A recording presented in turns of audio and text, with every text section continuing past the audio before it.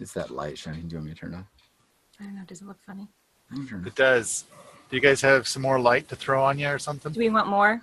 Something that's not so blue? Not so blue. Well, let me see what.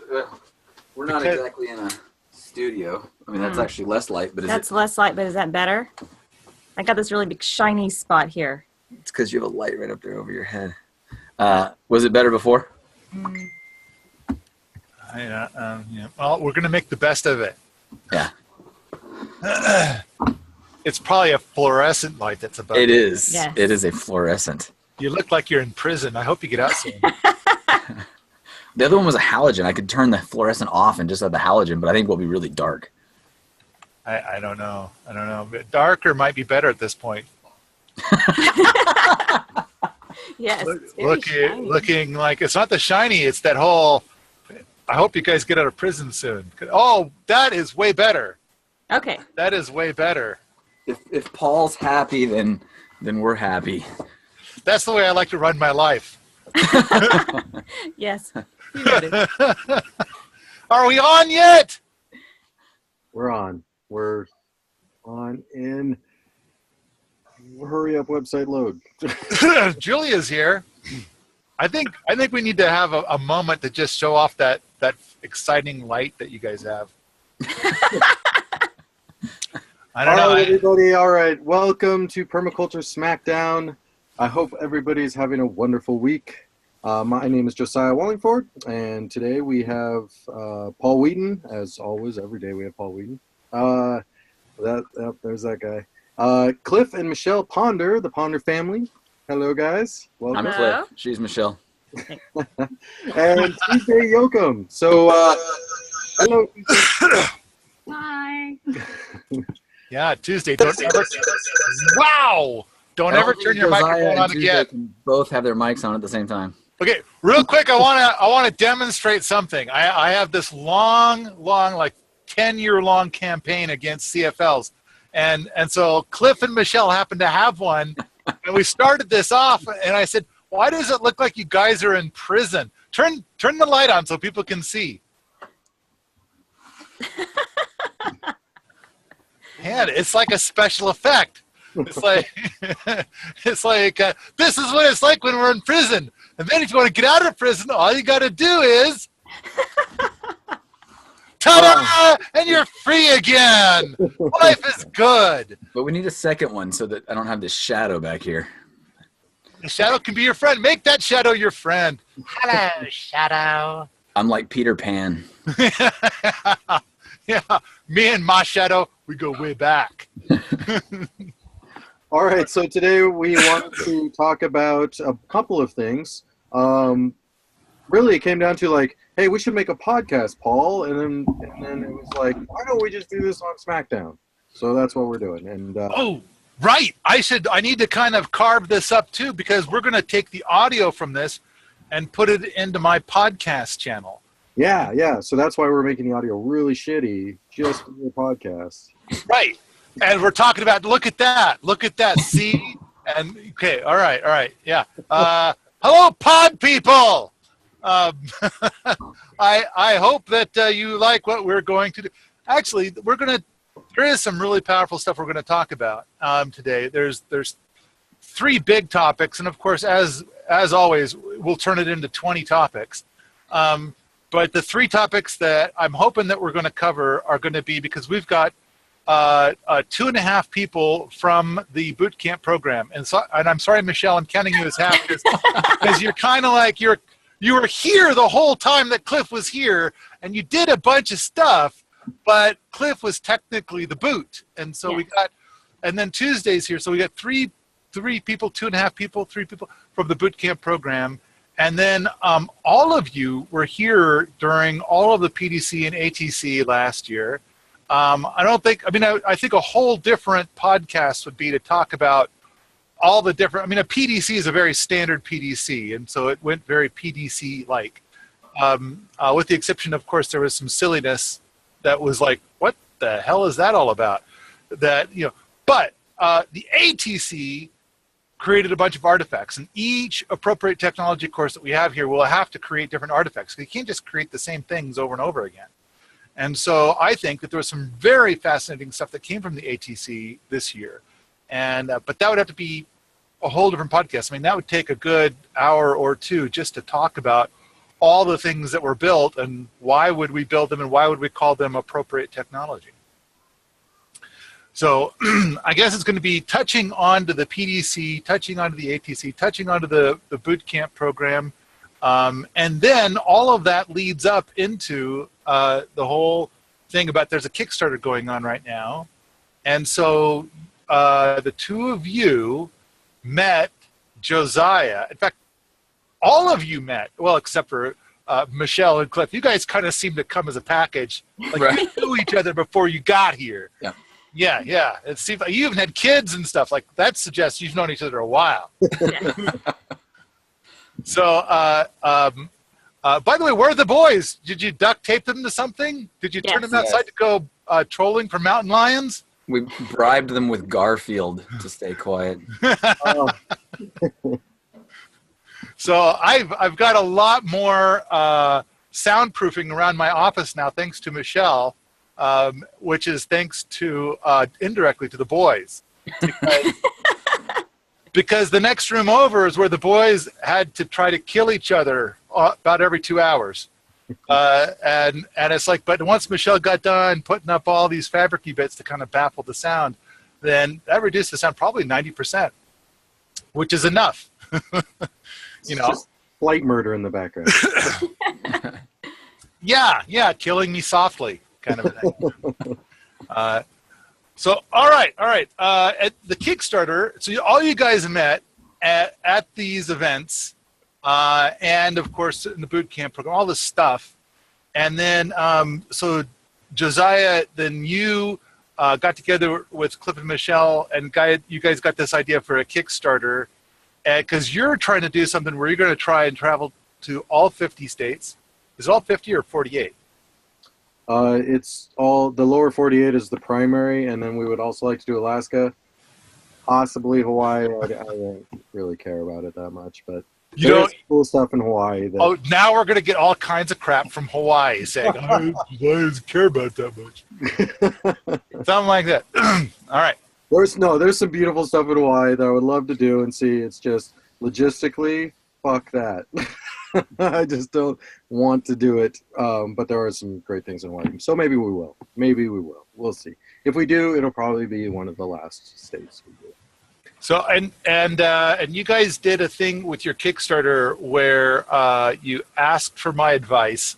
And then normally what people do when they ask for my advice is they say, Paul is such a fucking idiot. I'm not going to do anything he says.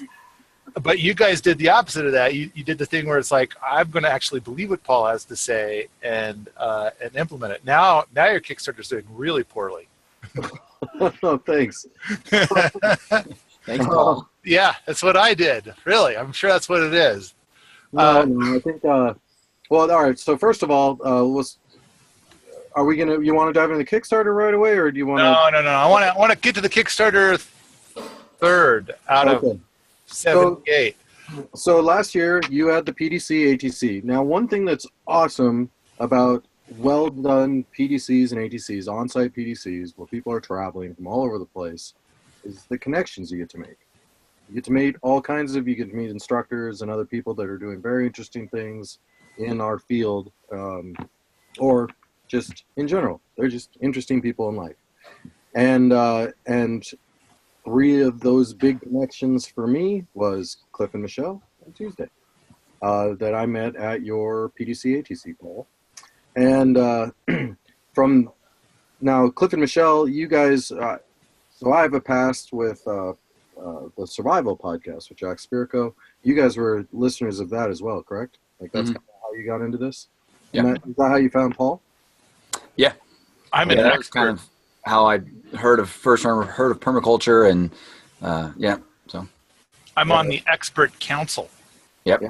Paul's an I'm expert. apparently an expert at something. At being really big. That's what I'm an expert at. I would say a lot of people consider you an expert, especially with all the summits you do and talks you do and TED Talk and all that crap. Not crap, Experty. all that stuff. All right. So anyway, the PDC and ATC, great experience. I hope you guys can go to one. And actually, Paul, you have one. Like you can. It's coming up real soon, right?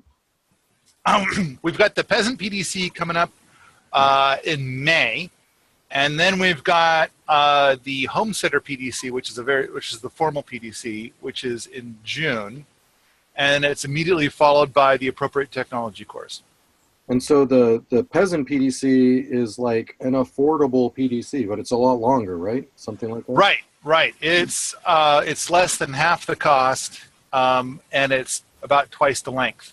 But the thing is that the Peasant PDC is more of a hands-on kind of a thing, I don't know. I mean, one of the things is a lot of times you go to a PDC and you kind of get this whole feeling of like, this is the most awesome thing I've ever experienced in all of my life, and I wish it could last forever. And so, I think a lot of people, they experience that, and then they choose to sign up for. I've heard of PDCs that are 3 months long, and of course they're loaded with a lot of natural building and stuff like that. Which, by the way, before we start talking about the PDC, I think it'd be good to talk about the boot camp program.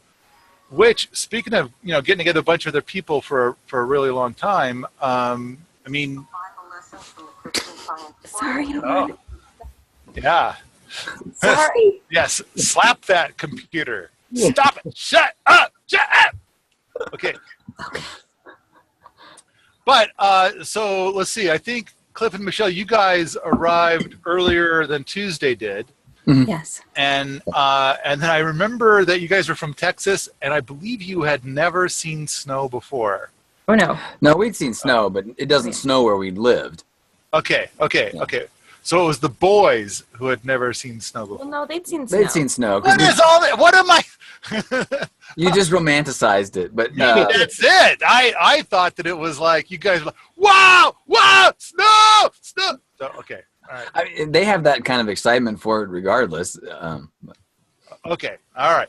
So you guys arrived, was it like the end of March or something like that? The beginning of April? Yeah, the very end of February, beginning of March, because it was right when the well broke. So we basically started right into Fred and I, in our attempts to fix it, made it worse for a little bit before we fixed it. Yeah, there was some excitement. And I think we covered it not only in the Permaculture Smackdown, but we covered it in my podcast as well. So we don't need to go into all those details again, but it was funny. It was funnier if you're sitting in an office looking at the internet and not actually out there in the cold mud. Yes. At least that's what I imagined because I was sitting in my office. It was a little cold. and then I just had to pay bills and stuff like, well, this new part that we got to get is like $1,800. So it's like, well, then I better work harder to pay for that. So Cliff, Michelle, and Tuesday all came as part of the boot camp program, right? Yeah. And so I'm interested in how Cliff and Michelle first, how you guys found the boot camp program, or what made you decide to do it that way, or how'd that come about? Well, I found it online, and it was actually the Gapper program that first drew us. I was looking for permaculture internships. Oh, okay. So now we're very careful to not use the word intern. Right. Sorry. No, you're looking for permaculture internships. And it's kind of like this whole area of like, there's a legal definition for it. And while there's a big debate going on, then there's some regulatory and taxing organizations that are like, we don't care about the debate. We're going to just pick something and run with it and then make people sad. And so we're kind of like, we're going to avoid that word. And then so, in fact, nearly all of the words are something that like people are deciding to sink their regulatory teeth into. And so we're trying to dodge all those bullets, like Neo from the Matrix. So hence the word gapper. Yep. Yes. So that was, we were kind of coming under well, we weren't really sure what we were going to be doing. It was more like, well, let's just go and find out and see what's going on and be part of stuff. And it was really early on, like in the first, I don't know, like 2 days, that you kind of said, well, there's this PDC coming up. How about you basically be a boot in exchange for doing the PDC? So we went not thinking we were going to be doing the PDC. We knew it was going to be coming up, and we were thinking, well, it'll be cool just to be there on the property while it's happening, but we aren't going to be part of it. But then you made that suggestion, so that was kind of what we ended up doing, was going into the boot program and in trade for the PDC and ATC. So now I think the big thing that I'd like to hear from the two of you and from Tuesday is the idea of, like, during your time as a boot, how much of it was dirty jobs that you don't want to do versus like natural building and permaculture and planting seeds and kind of like, building experiences. So Michelle goes first because she's the half. I thought I would go last since I'm the half, since I only did a little bit of that. You're the warm-up act. Well, I had to spend a lot of my time with the boys, so that's why I'm the half. And then, with the boys, we did planting, we did junk pulling, and a little bit of building the round timber balcony as well. So we didn't do the extensive, all the extensive things that boots do. So I think I've got a picture of Brooks, and it's labeled the biological cleaning system, where he's got like a dustpan full of sawdust and he's on the ground picking up little specks of dust. Yeah. And it's like, we just deploy him and he cleans stuff. I mean, he cleans stuff poorly, but he does, it's better.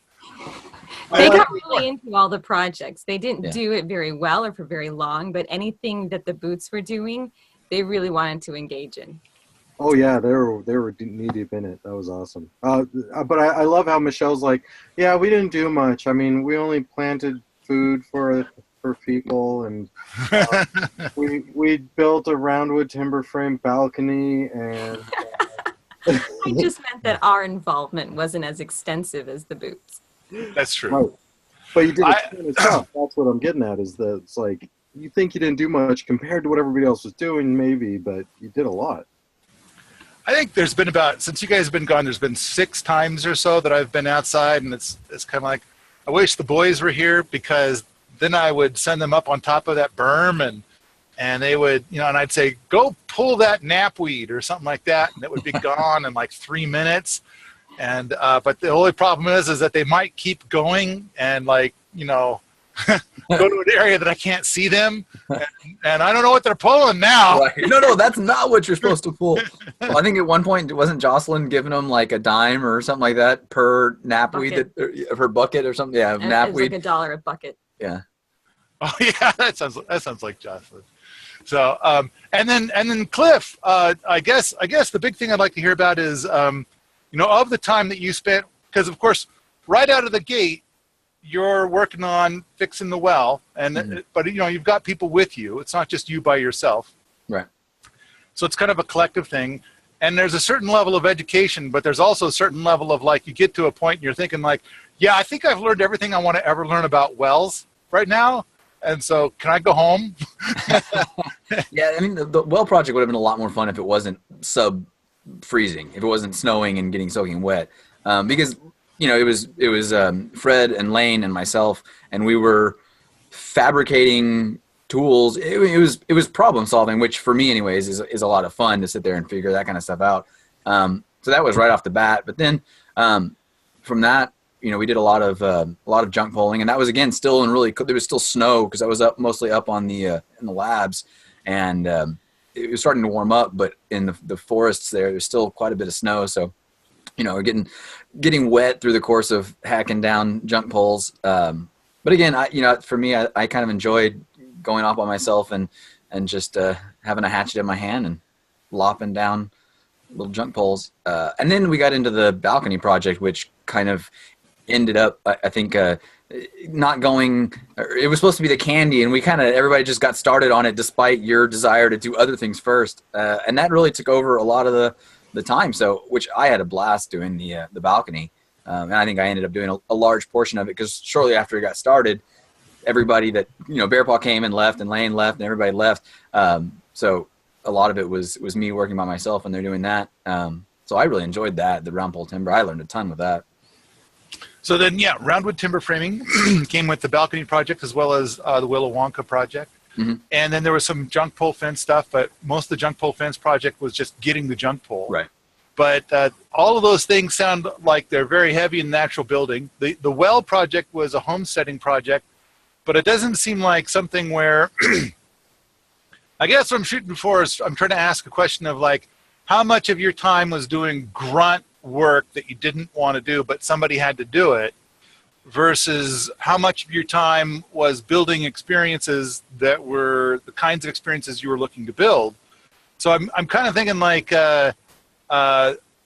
being in the boot camp program is kind of like being in a workshop of sorts.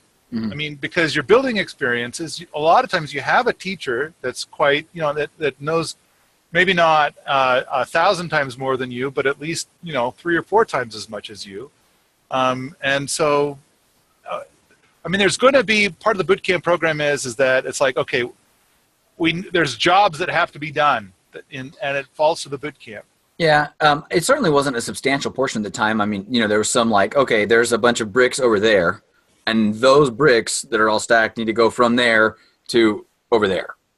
So then, that's just put the gloves on and start piling bricks up and carrying them up to the trailer to move them from, one area to another. So, but that wasn't a substantial portion of it by any means. There was, especially as we were getting closer to the PDC, and it was kind of site cleanup time was when there was more of that. But yeah, I think at least my memory of it is the majority of my time was junk polling and the round pole, working with the poles. Roundwood timber framing. Yeah, so I'm going to guess that like 10% to 15% was like grunt labor, like doesn't feel like a workshop, not even close. Sure. And then like maybe another 15% of the time, it's like, well, if you stand on one leg and squint your right eye just right and tilt your head a little bit, it kind of looks like you could call this a workshop, but it got done being a workshop about 3 days ago. Something like that.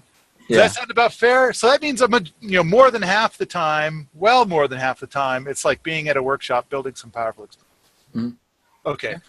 I'm putting words into your mouth for reasons. No, I agree with you. I mean, I hadn't thought about it because this is just, on the spot, but yeah, I don't feel like I was doing just grunt things that didn't relate to anything. I feel like I learned from everything. Yeah, I think like you say, I mean, you hit a point where it's like, okay, I've learned it, and yet we're still doing it. But so there's not too much of that. Yeah, we're trying to do wax on, wax up. It's wisdom. See, that's what it is. So Tuesday, what are your thoughts on this? But don't turn on your microphone. I agree. I'd say about 75-80% of the time, it was feeling like I'm learning and doing something productive. I mean, perspective could change what you think is grunt work and what's not. There was definitely some hours where I was like, okay, I really just don't want to do this anymore. But, Fred's pretty good. He would let me go take a break and plant food for a few hours and then come back to it. So even when it felt like, except for junk polling took a long time, but also like Cliff said, I really enjoyed being alone out there. Once I felt like I knew what I was doing, junk polling was productive, but also like some nice quiet time. So same kind of question, percentage of time that you felt like was grunty work, and what percentage of time was kind of like workshop-esque? I think 10 to 15% was a good range for grunt-ish time. And then 70, 80% of the time was learning and doing and I don't know, being productive, but not just like to keep things going, but actually, moving forward kind of productivity. So you got to do lots of natural building kind of stuff and lots of permaculture stuff, planting. I mean, we got a video that's it's got you and Michelle and Fred. I think you guys are planting sunchokes or something, or are you harvesting sunchokes? We're harvesting them, yeah. Okay. Yeah. And then there's pictures of you guys like up on the roof of something, putting on the cedar shakes or the shakes.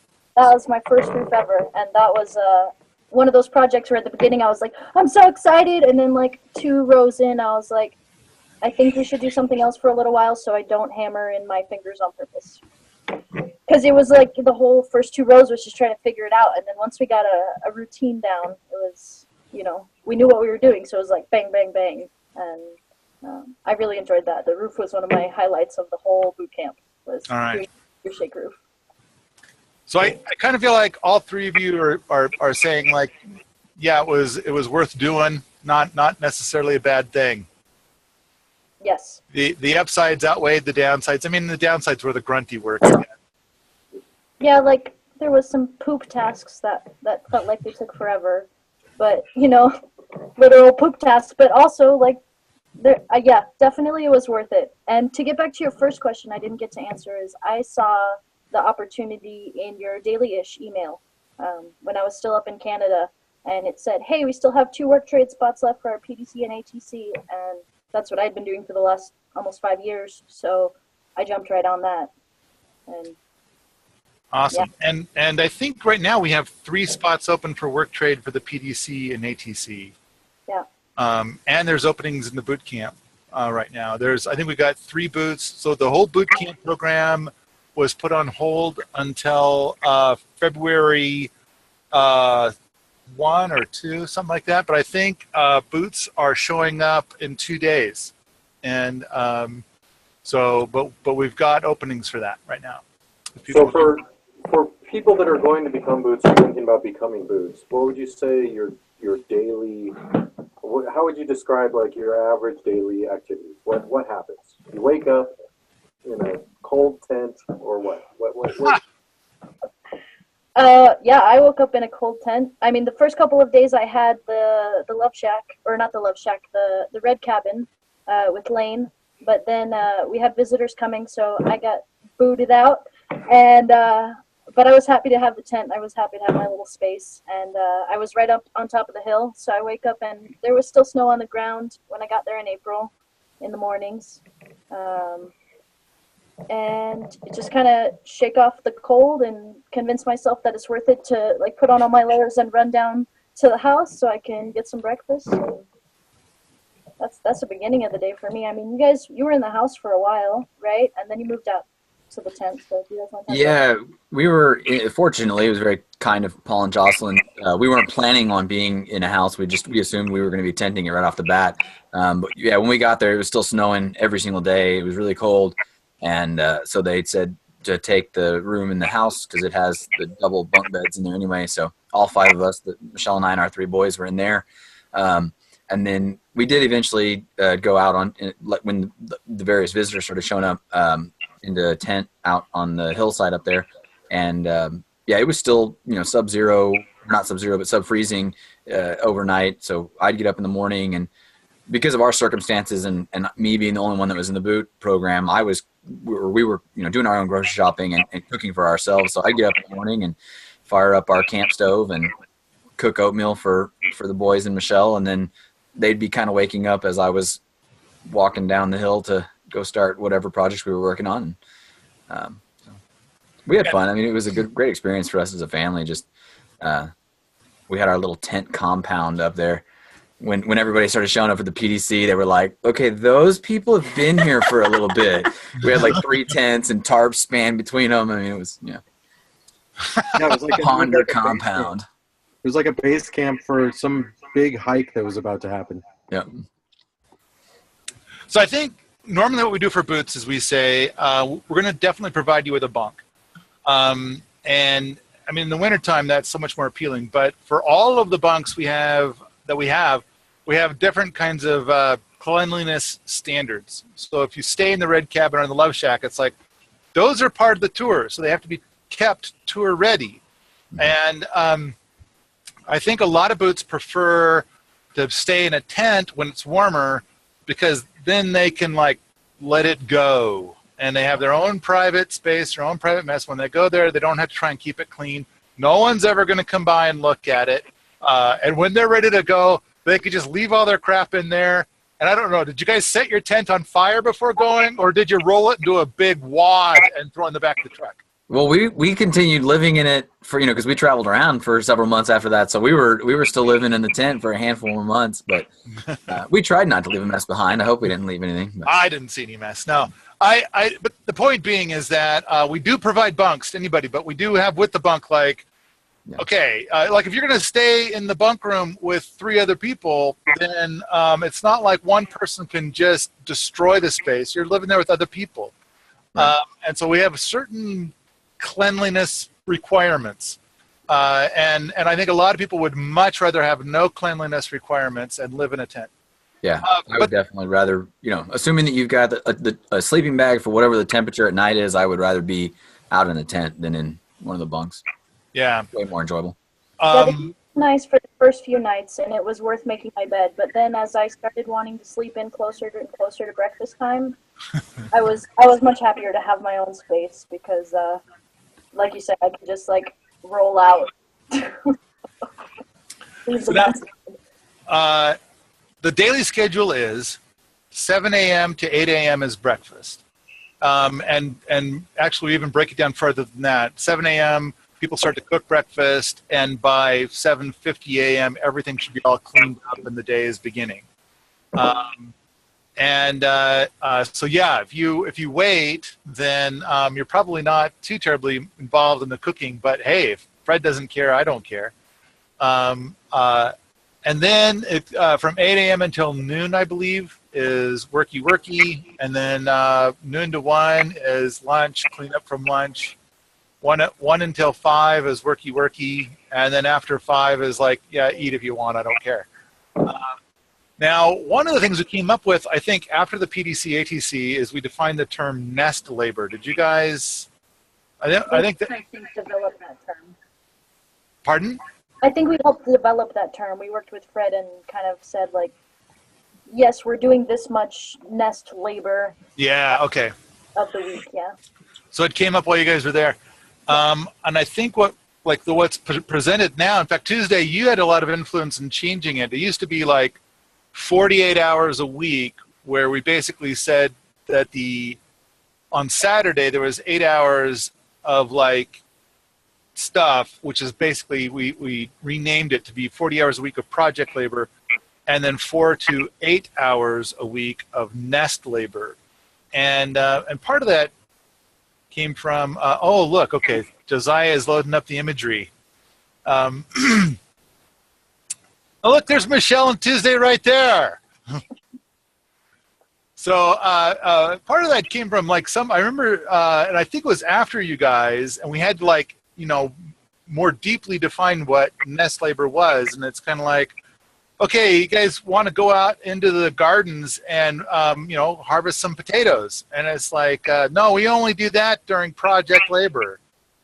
It's like, no, that's a nest labor thing. So I think we actually got to go and add more to the list for nest labor for reasons. But so 5 days a week, and it's going to be about 40 hours of project labor working on stuff. And then there's going to be the 4 to 8 hours per week of nest labor, which is basically like, cleaning the common spaces a little bit, shoveling, like if there's snow, a little bit of snow shoveling, a little bit of, basically the things that you do when you live in a house. You gotta care for stuff a little bit. All right. So Josiah, did we answer your question? I'm not sure.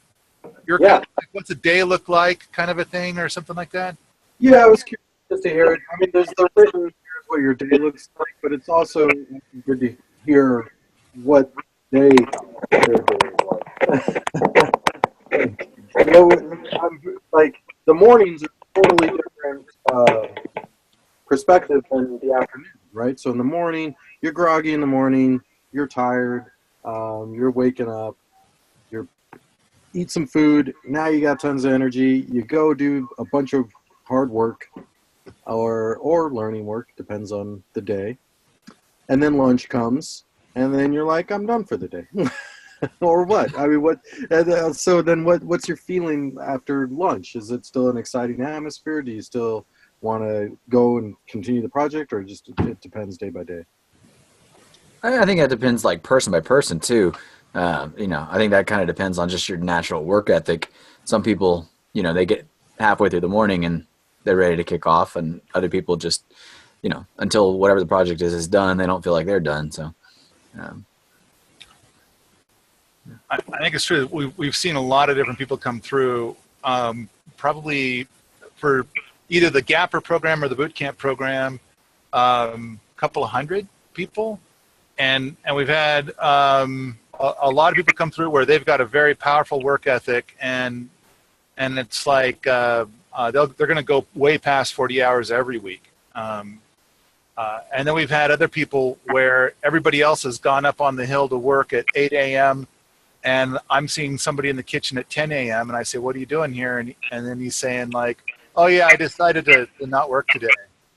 And it's like, it's kind of like that almost every day with some people, where it's like, okay, I guess my job is to be your mom, and but those are more the exception than the rule. Most of the people who come out are looking to build the experiences.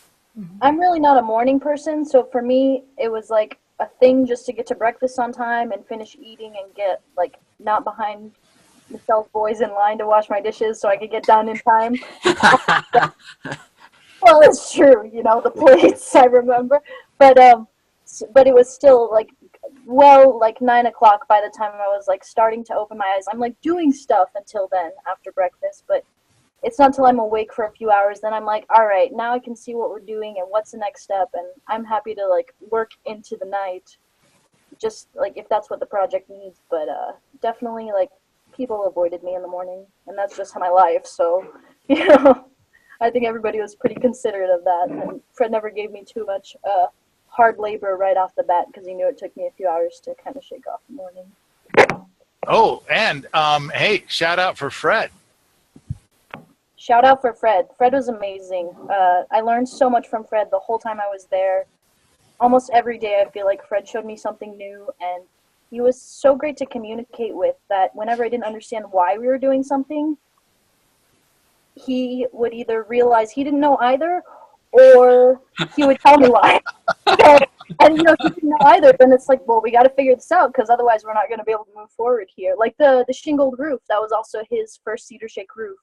So we were like, all right, so how many inches this way and how many inches that way? And we were figuring it out together. Fred was amazing. He's one of my best, like, learning buddies, I think. And I know for sure, like, some of the days I was just, like, too tired or too cold. And if it wasn't to know, like, Fred's smiling face was going to be there to greet me, that I probably wouldn't have gotten out of bed those days. Yeah, Fred's a lot of fun. He's a lot of fun to work alongside. He's such a laid-back guy. It's easy to get along with him. And I think probably anyone, no matter your personality style, or type, you're probably going to be able to get along with Fred because he's just an easy person to get along with. Yeah, I think it's been great for me because it used to be that with people that had filled that role in the past, I would spend 2 to 4 hours every day having to rehash problems. And it seems like communication with Fred is 100 times easier for me. And so I end up only talking to Fred maybe 20 minutes a day. And it seems like Fred, I don't know, he's trying to understand. That seems to be like a big difference. And he gets it. He's like, I don't know, paying attention maybe. I'm not, but the important thing is that when there's a problem, Fred usually is like, oh, I can solve this problem. Whereas before, somebody would like to have to drive down to see me and interrupt whatever I'm doing and have an hour-long conversation about how the sky is falling. And whereas Fred just kind of seems to be on top of it and takes care of stuff. And when I talk to him about what to do, he's got suggestions right out of the box, so I don't have to think about it. He says, well, here's the problem, and here's what I think we ought to do about it. It's like, that seems good to me. And Shortcut. for those that don't know, who is Fred? What does Fred do? Fred is the land manager, and he's also in charge of the boot camp program. I don't know, Fred kind of, for everything that's at Wheaton Labs, I would say that Fred takes care of it all. I mean, you know, there are some things where we're trying to ramp up some programs, and we've got somebody assigned to that that's not Fred, but you know, they work with Fred. The important thing is that Fred already knows a lot. Fred's got a lot of skills that he brings to the table in a lot of different ways. But anyway, I think that the thing is that we've got a couple more things to talk about, and then we got to talk about the Kickstarter. And so I'm thinking, like, I feel good that we've talked a lot about the boot camp program, is what I'm saying. Like, thanks everybody. That was great. Anything else about the boot camp program? I'd like to get what's the most memorable thing from, like, that you still remember every once in a while? What's the most memorable thing from your time as a boot at Pulse? Tuesday first. I mean, like I said, definitely the roof. That was high up on my list, as well as I think, especially after the PDC and ATC, I feel like the networking that happened there, the people that I met and the connections that I made were just worth all of those days when I was like, I don't know about this. Like, I could really use a hamburger right now. And the networking was just like that. That was the top of it. And also, Fred, to be honest, like, Fred was essential to so many wonderful memories that I have. So, yeah. And how about you, Michelle? I was going to let Cliff go first because, again, I feel like I wasn't involved very much with the boots, but for me, it really was an awesome experience with my children. Just seeing them run across the mountains and get to be involved in the little projects. And I know that's not something that Paul really wants to probably promote children there. But it worked out really well for some reason with our boys overall. And just being able to be a part in a small way, just to at least get my hands wet with these different projects was fun for me. And I will say that you have excellent children. Yeah. So I could see, I could see where there could be an issue with kids, but your kids were amazing, I thought. I want to talk about the kids thing just real quick before Cliff says his piece, and that is that we've had kids here and it didn't work out. We've had kids here where it did, and so basically with the boot camp program, it's kind of like, okay, we got to feed you and house you, and then there's just, you know, for you living here, there's wear and tear on the place, and I've got hours and hours and hours with Fred trying to figure out how do we get this system to work and whatnot. And so the big thing is that when we run the math, it's like, okay, we've got with one person, we got 1 unit of expenses, 1 unit of providing for a person, feeding them and whatever else goes on, and then 1 unit of work. And then we've had it happen where it's like, I think more than a dozen times people say that they want to bring one person in to provide 1 unit of work, but they're going to bring with them a spouse and 3 children. So it's like 5 units of using resources and 1 unit of work. And it's like, I don't see a way to get that to work. And so Cliff came up with this thing of well, he understood my position and came up with the solution, you know, and then the next thing is like, okay, Cliff's going to get here, and is he a lying sack of shit, or is he going to be true to his word? And as it turned out, it was awesome. It worked just great. The boys were very respectful, and they did try to kill each other every couple of hours, but that's what boys need to do. I used to be a boy with brothers, and that's how it went down. But I thought it worked out really well. The boys did great. Michelle was great. Cliff was great. It was all great. It all worked, and I'm glad that they came. And at the same time, I've got stories to share about families that came and it didn't work well. But I've got more stories to share too of families that came and it worked fine. So Michelle's making the point of like, I want to discourage families, and it's kind of like, I have to admit that when somebody says they're going to bring their family, that I start to get nervous because I've had experiences where it was a really awful experience, and I've had positive experiences as well. So anyway, Cliff, your turn. Well, I think my most positive memory is the balcony, just because of the amount that I learned, because I like building things, but that's not a type of construction I'd ever dealt with. So that I really, there's a huge takeaway.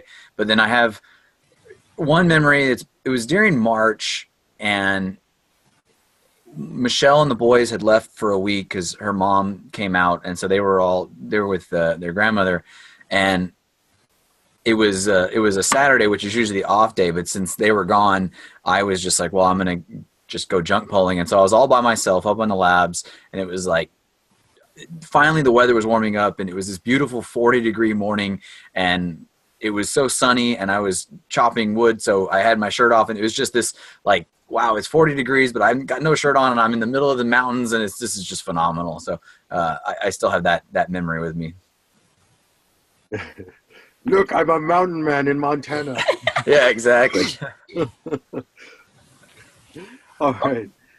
So next was the whole reason you guys were there, which was the PDC and ATC. What do you want to cover with that, Paul?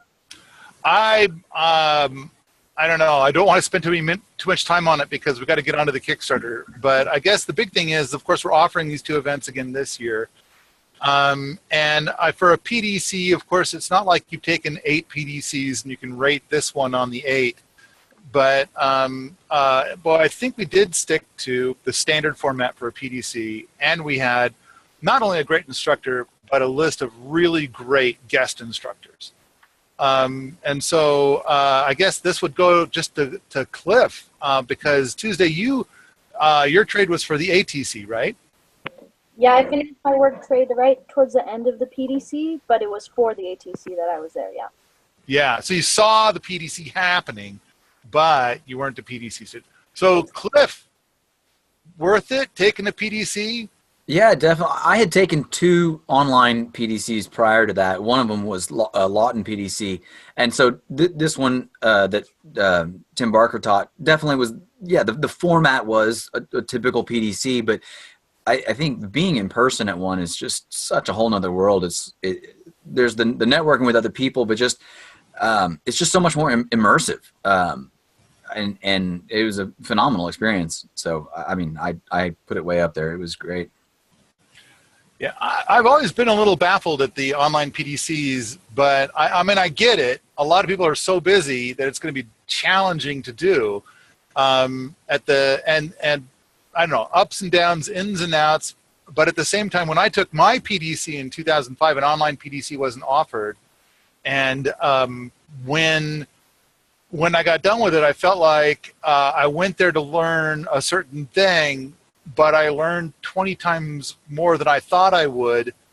And it was all outside of the classroom, really. It was, and I don't know how to express it really, but I thoroughly enjoyed mine. And I hope that, in some way I'm trying to recreate that wonderful experience that I had back in 2005. Mm-hmm. Yeah, I mean, people use the term drinking from a fire hose. At the end of that 2 PDC, I was exhausted, way more so than like the physical work we'd done during the boot program. But there's just so much like mental engagement during that 2 weeks, and it's just like nonstop, morning to night. I mean, it was like, in some ways it was longer, harder days, but it was phenomenal, and you want more, but at the same time you're like just totally exhausted. That I think I actually took off the first day of the ATC just to sleep in. because I was like, I have to have a break. I'm so, I was overwhelmed. I'd been drinking from the fire hose. You kind of get this idea like you're thinking like, I'm going to take a day off in the middle of the PDC because I'm just so overwhelmed. Mm-hmm. And then you're like, but I can't take tomorrow off because Thomas Elpo will be here. Mm-hmm. And then I'm not going to take the day off after that. Oh, I can't do that because Helen Antow will be here. Mm-hmm. And it's like, I'll take the day after that, but I can't because, and it goes on and on like that. Oh, it's like, no, that's the day that we're going to go and do that thing that was so cool. And I'm like, no, so you just can't take, and you're right. It's too much. Of course, the evening stuff is all optional. And then at the same time, if you don't offer evening stuff, people feel like, what? We just sit around, but we're all here. We want to learn things. So it's like, I think we did have a couple of evenings where it's like, we're going to have nothing tonight. Take the night off. And then everybody still got together and talked permaculture the whole night. So, well, not all night, but for hours. Yeah, I think of all the PDCs or on-site PDCs, yours is definitely like top tier, and a lot of that has to do with the type of people there are that you're engaging with, and it's just so exciting to be around those people. But of course, I am very biased. And a lot of PDCs in the United States, I understand, are quite purple. I felt that this one was not purple at all. I mean, there may have been a little bit of purple, but I don't even remember there being like music in the evenings. Were people playing music in the evenings, like around a campfire? Not much of that. There was a few guys, one or two that played the guitar. So like Ken, who was kind of camping next to us, he'd sit up on kind of the top of like the little bluff there and play in the evenings. But it wasn't like big, everybody was there. That was kind of him just doing his thing, and we'd hear it and enjoy it. But I think that with how much information that happens at your PDC, it's like at the end of the day, everybody's like, all right, I got to get sleep because tomorrow's going to be another jam-packed day of information. So there isn't a whole lot of like partying at night. There's like a couple of days where people do it, but everybody's just so getting ready for the next days full of information.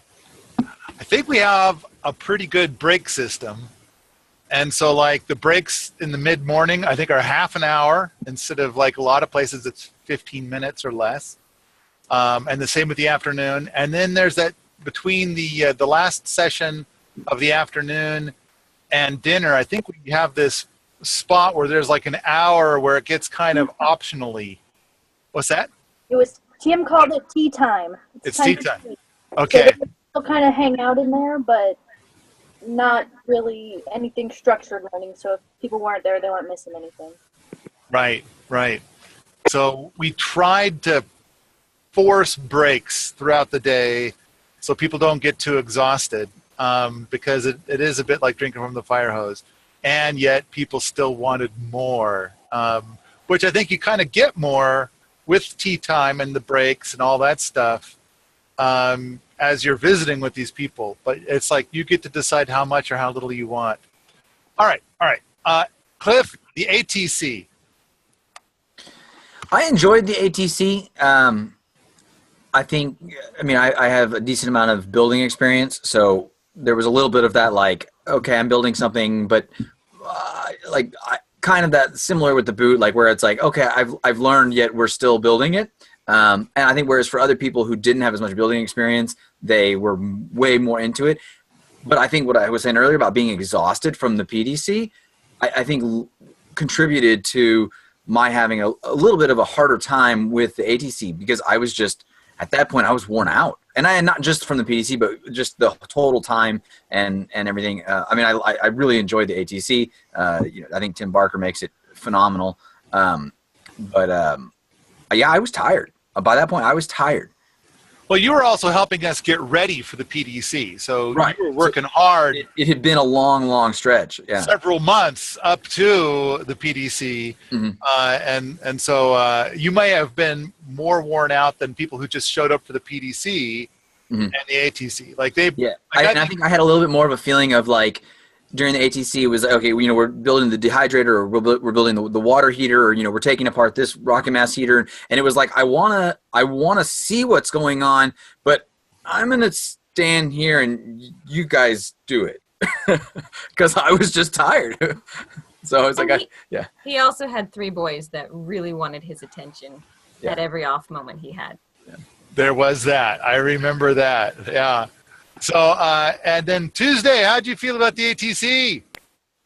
I agree. By the time I got there, I was tired, but the whole experience was more than I imagined, for sure. I think the boot camp really helped me because, especially like the saws and the power tools and stuff, I had no experience before boot camp with like putting those things into use in the right way and safety first with Fred and all that. But so the boot camp really helped me prepare for the ATC. I feel like if I had just shown up at the ATC, I would have kind of not known where to put my hands and like what to do. So boot camp helped me like get comfortable not only with the space but the tools themselves, so that by the time the ATC came around, I was like, oh yeah, I can do that, or let me cut that for you. Besides welding I got to learn at the ATC, and that was super my highlight of the ATC in itself, because that was just super awesome. And then, you know, getting to be able to not just learn how to weld and try and make things look nice, but also contribute, like put a little hinge here and stick something there. So it's a little bit, but when you're learning, it's a lot. So I really enjoyed it. Would you say that you think that you may have learned twice as much from the ATC with the boot camp than if you had just come to the ATC without the boot camp? Most definitely, I would say that. That's what I was trying to get at, was that Okay. if I just showed up at the ATC, because all of the things I've learned about permaculture were like Central American permaculture. So this was like my first experience with permaculture in the U.S. and also with community in the U.S. that I wasn't prepared for the environment, any of that. So definitely boot camp helped me settle in, but also build my skills well enough that I could actually be helpful at the ATC, and I wasn't just like, oh, I'm just going to watch you guys and pretend like I know what's going on. Like, I actually knew what was going on because I'd been in boot camp, and yeah. Well, and then I guess when you were being a boot during the PDC, Yep. then that was kind of grunty labor stuff. It was just like community stuff, though, right? Because it felt more like, okay, we got to make sure that, you know, food's coming down on time and that there's coffee in there. And I know that there was tasks for people in the PDC to do to help with that community stuff, but, you know, still you got to make sure all the toilets have toilet paper and all that kind of little things that, because I had experience already community living, that kind of felt like this is some downtime where I'll be okay. You know, I can chill out now. All right. Anything else about the ATC or the PDC? Well, I was just going to say that this isn't really about the ATC or PDC, but Tuesday reminded me. I just want to say that Fred was really patient, and he was great with teaching on how to use tools. There were a couple times where it would have been a whole lot faster if he just did it, but he showed me how to use the tool, and he was patient as I learned and kind of fumbled my way through the project. But they're, you know, like helping me to complete it and do it. I can't believe Fred doesn't snap daily. He's got so many people asking him, like, where are things? And all these questions nonstop. And he just takes it like, oh, yeah, no problem. It's right over here. Yeah, he's got some kind of Zen thing going. I'm sick of this. Yeah. He's got some kind of Zen thing going on. And, yeah, I think most people wouldn't be able to do what Fred does. It's amazing. It's an amazing thing to see. Just to see Fred in action. So during the PDC, ATC, I was there like helping with the filming and things like that. And that's where I saw Cliff do, he was doing some drone footage and did some video editing and stuff like that. And I'm seeing this family, this great family that's wonderful kids, extremely intelligent. And it got me really excited.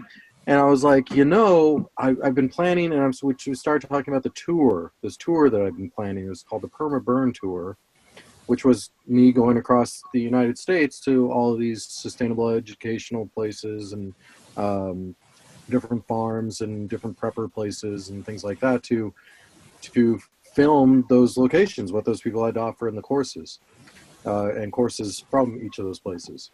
And it hit me like this family would be perfect for at least for the East Coast side of this tour.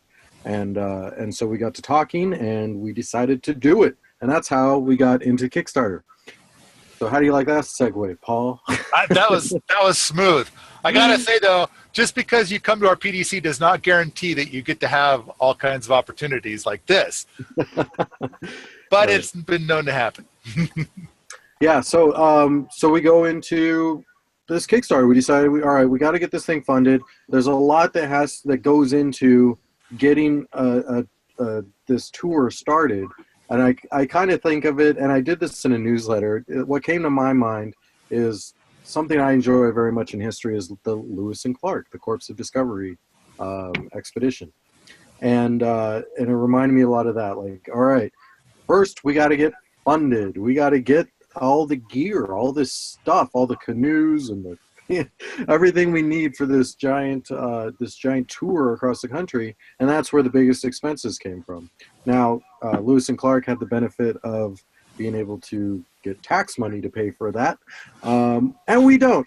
So we are reaching out to the community, to the world, saying, all right, here's what we want to do. We want to take this family, send them off to all of these farms, these prepper locations, these preparedness, survival, sustainable places that are awesome, that some of them are very extremely popular and well known. Others are not well known, but are really cool.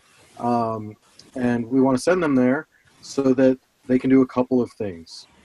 The first thing is about the family, right? Some people really want that family aspect and seeing what the family does in their experiences, especially I think with the Ponder family. These kids are amazing kids, extremely fun and engaging to watch. They're extremely smart. They're homeschooled, which is probably why they're so smart and well behaved. And that's just going to be a ton of fun to watch. And so part of it is that experience, watching the kids, the whole family, the parents and the kids working together to go on this huge expedition to all these different locations, learn a ton, things like that. So there's one DVD documentary right there. Plus there's also, you guys are starting a YouTube channel so that they can get even more information that's just going to be on the DVD. It's like, all right, here's our daily videos of the crazy crap that happened today. And so there's a YouTube channel for that. The next thing is the documentary of each state. So we're doing a DVD for each state that we go to in the tour. Now, the first Kickstarter is to get us funded for the big first stuff we need, like a camper, a trailer that can house the Ponder family, all the filming equipment, all the editing. There's a ton that goes into it. So this first Kickstarter is going to be the most expensive one to get us going, and it's for 3 states. We're starting with 3 states, and then after this Kickstarter, if all goes well, it gets funded. We'll have more Kickstarters for the next 3 states, on and on, to keep the tour going. And I'm super excited for it. So anyway, the next documentary that you get is one from each state. There's a DVD for each state with the farms or the different locations that they go to, all the information or experiences of those farms, the tours of the farms, things like that. Then there is also the quick win courses. So each location that we go to, or that Cliff and the Ponders go to, and maybe other teams as we expand and things like that, but each location we go to, they're teaching a course to the camera. So Cliff and the Ponders are filming all of this and sending it off to us for editing, but it's going to be each location actually teaching a course on something specific or special that they do or have a great deal of knowledge in.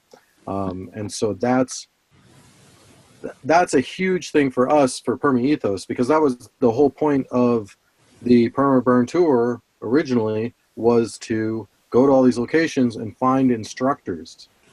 And because we do online educational courses, that's our big thing. And we want to find all the best instructors we can. And so this really helps us do that, in that each location is going to be teaching something. Not only do we get to see their teaching method, what they're teaching, how engaging they are, and what kind of feedback we get from you guys, but you guys get to experience that too and determine, oh man, I remember seeing that quick win course. Now he's got a full-on course, that's hours and maybe 40 hours long or whatever, and or get a much better feeling for what that person is all about, what their teaching method is, if you're going to really enjoy learning from them. So that's one of the great things for me. So there's 3 states, which means we're going to have between 9 and 12 courses for this first Kickstarter, for the first 3 states. And hopefully every 3 states will have between 9 and 12 courses to go along with it. So that's, once you all start adding it all up, that is a lot of courses and a lot of information from a lot of different people. And that's what the Kickstarter is all about, I would say. What do you think? What do you have to say, Cliff and Michelle? What do you guys think about it? Yeah, well, so it was towards the end of the ATC when you told us about it at the Permaculture at the time was what it was called, and then towards the end you said, like, hey, why don't we think about being involved in it? And so when we were talking amongst ourselves to decide if that was something we wanted to be part of, the thing that appealed to us was the concept of all of these courses being developed. That was the big draw for us, was the notion of there'd be this database of courses, this compilation of all this knowledge. So that was the big sell for us for wanting to be involved with it. And then you mentioned, future Kickstarters. I just wanted to say that you kind of touched on that this first one has the upfront costs. So future projects are going to be a tiny fraction of what this first one is. The first one bears all those upfront costs. Yeah, absolutely. That's the big funding for the project. The rest of it is going to be things like keeping the fuel going, the food going, maintenance going, stuff like that. We don't have to buy all the camera equipment and everything every time we do 3 states. So, yeah. It's going to be much less expensive to do future ones. But there is that big upfront cost, and we got to get through it to be able to do this. And so that's what this Kickstarter is for. That's why it's such a high price to get funded. So we do need your help, guys. If you can do and can help, or at least another big way to help is to share it with your friends and family, and get people amped up and excited about it. If we get this thing funded, there's just a ton in our future, and what we can provide for you guys, a ton of content materials. So I really do hope you will come on board and help us out with the Kickstarter. I think a big thing out of all of this is that, do people want to have courses where it's like 1/10 the cost? Because it seems like you guys are offering these courses for a tiny fraction of the cost of what they normally go for. And it's kind of like, okay, to pull that off, we just need quite a few people to do it. And it's so everything is kind of set up to be like really inexpensive, and we're trying to find ways to budget it all out and work for like, a low price kind of a thing. As opposed to like, here's the same course for $1,000 kind of a thing. I think we've got it set up so it's $140, and that includes not only a bunch of DVDs about each, like a DVD for each state, plus a bonus DVD, plus the courses, plus a whole bunch of other stuff. I think it's made out to be a really sweet deal. And the way that you pull it off is that you get like several hundred people who jump in on it. Yeah, $60. $60. Like we're definitely going into the red here as far as what we're providing, but that's to get us started. That's the big sacrifice to get this thing going. $60. If you donate $60 or more, you get access to the micro courses, which is nothing. I mean, we're going to be we'll have those micro courses up for sale, and certainly won't be just for $60. So you're Okay, so getting, it's not only for $60, you're getting you're getting the 3 state DVDs, so a DVD for each state, Georgia, Kentucky, and Tennessee, and you're getting the Ponders Family DVD, and you're getting all of the micro courses, all for on HD streaming. So yeah, it's a huge value, just for $60. all right. So $60 is the one where it's all digital. Okay. Yep. And then why was I thinking 140? 140. Because, Oh, it's where you get a whole bunch of other stuff. You get your name in the things, and you get, yeah, okay, all right. You get physical DVDs. It's all fancy. yeah, you get a ton. I mean, the rewards are amazing. And a lot of this has to do with Paul. Paul really helped with this. The higher up you go, the crazier amount of stuff you get. There's just a ton of stuff to get in this. For $1, you get a ton of stuff. Just $1. Throw in $1 and you get documentaries. You get the Understanding Homeschooling Quick Win course that Cliff and Michelle are doing. You get the Permaculture playing cards and PDF ebook. You get a ton of podcasts. You get a bunch of stuff just for $1. Totally worth it. All right. So for the people that are my pod people that are going to be listening to this podcast, I kind of feel like there's a lot of people that have Kickstarters, and I do support their Kickstarter, but I don't put too much behind it.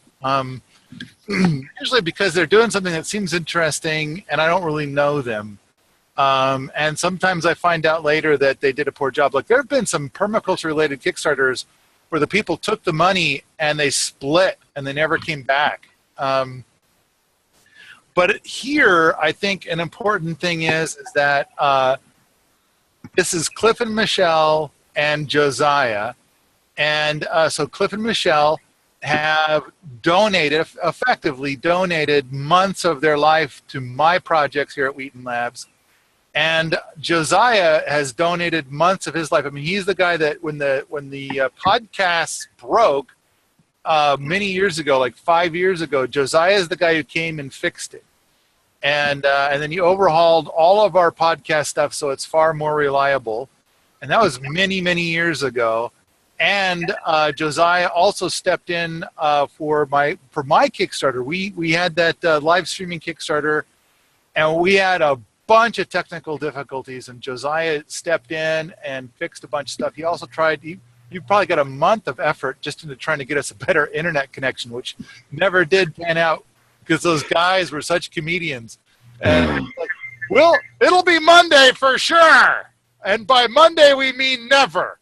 But Monday.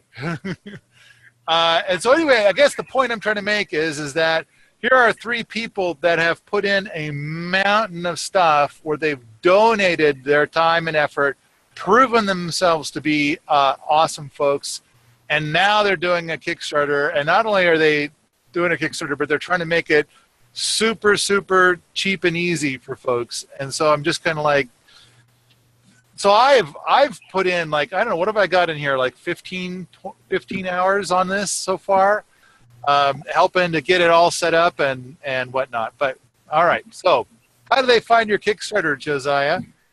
Well, Paul, head over to Kickstarter and search for the Farm and Sustainability Tour, and it'll come up, or just Farm and Sustainability, or just search Permaculture, and we're the first thing that comes up. Okay. As the active campaigns that are going. All right. And and we try to put out announcements about what new updates there are on the daily-ish email, and we've got a huge thread about it out at Permies. All the things. Yeah. All right. So it's what are the states? It's Georgia, Tennessee, Kentucky, and Kentucky. All right. And yeah, those are the first 3 states that we're hitting. That kicks off the tour. As you can imagine, there's hundreds and hundreds of places to go. The tour could go on for many years, I think. So there's a ton to bring to everybody, and we're really excited about it. So the people that support questions, if you guys have any questions, go ahead and type them in the chat, and we'll get to them. The first one is what? What do you got, just Paul? real quick. Well, the thing I want to say, I was going to read that, and I'm thinking that I want to just say for my pod people, the people that support my Patreon thingamabob get a magic link to this event, which we do Tuesdays at 2. And in fact, it's kind of funny because we do this Tuesdays at 2 and Tuesdays here. Hi, Tuesday. And it's 2. And so, oh yeah, and then there's 2 ponders. Okay, I get it. And so then, but anyway, they get the special magic link, and then also if you're part of Josiah's team that are part of the Perma Ethos stuff, then you also get that same magic link.